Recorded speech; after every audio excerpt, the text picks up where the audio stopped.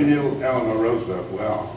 Indeed I did. Indeed I did. I met her when I was in 1938, 1939, when I was 15 years old, when I was invited to her apartment on Washington Square, together with the executive committee of the American Student Union, of which she was the patron saint and patron raiser. She had an enormous influence on the president. And President Roosevelt did not come to the White House with a program, but I think his great contribution was his sensitivity to what was happening in the country, and much of it, I think, came from Eleanor Roosevelt. Well, a lot of it did. She was the eyes and ears, you know.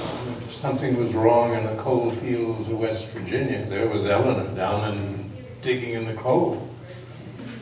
And he did nothing but make fun of her. And he loved to tell Eleanor jokes, particularly at the dinner table. And he would imitate her teeth. And every story she had to tell, this is after he was dead, I used to quiz her to see, find out, you know, what the marriage was about. And she said, well, she said, that he's not an easy man, you know.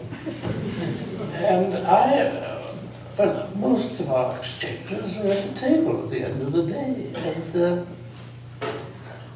but I often left the table in tears. And that was it. He was a bit of a sadist.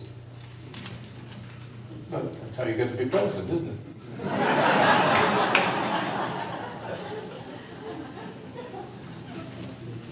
Well, I guess the lessons of the 30s, as we look at what may happen with a perhaps certain, but maybe not, Obama victory, was that the Roosevelt administration was one that reacted to what was happening in the country, as well as, I think, the militancy that existed in so many sections of the American people in those days.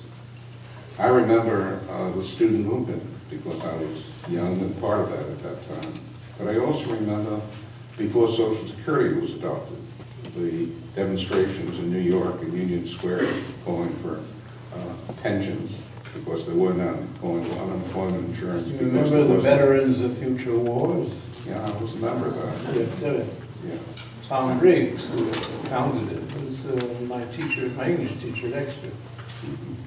Very funny guy. He wanted us to be paid pensions before the war started. On the ground, we should have a chance to spend our money before we were dead.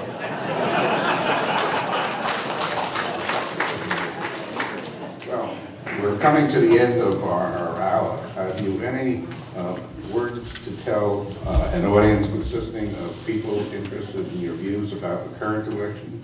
How are you going to vote? How you... Well, I was willing to say that. Yeah. But I'm willing to say the thing to look out for. You know, politics is generally repetitive, no matter when, where, who, what.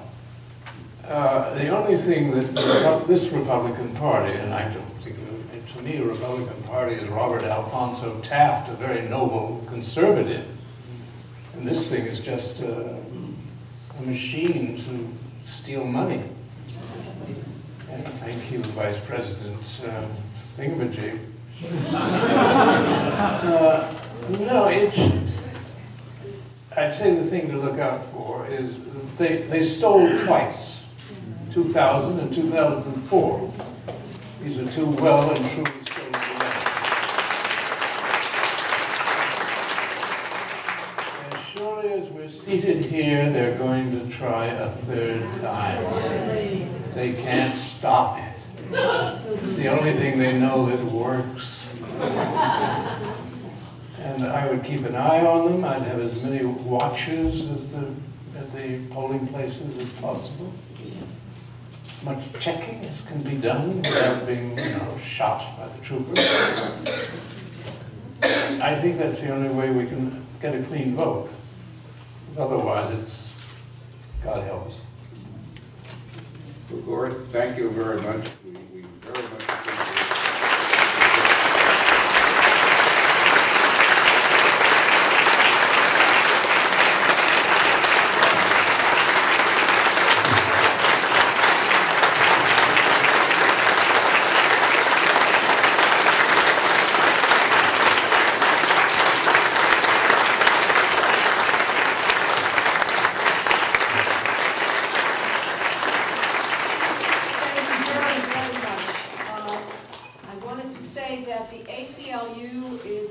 process of training people to monitor the polls, and I hope that you have given us your contact information so that we can in turn let you know when that training is going to take place.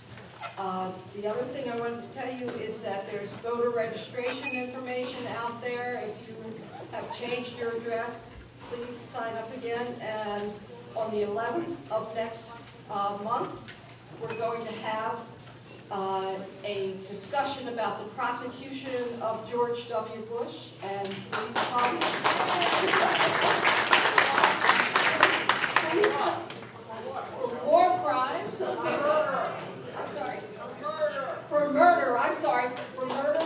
And the case will be made that he is entitled to experience the death penalty. So please come to our forum. It'll be at Neighborhood Church on the corner of Walnut and Orange Grove, and we'll start at 7 o'clock.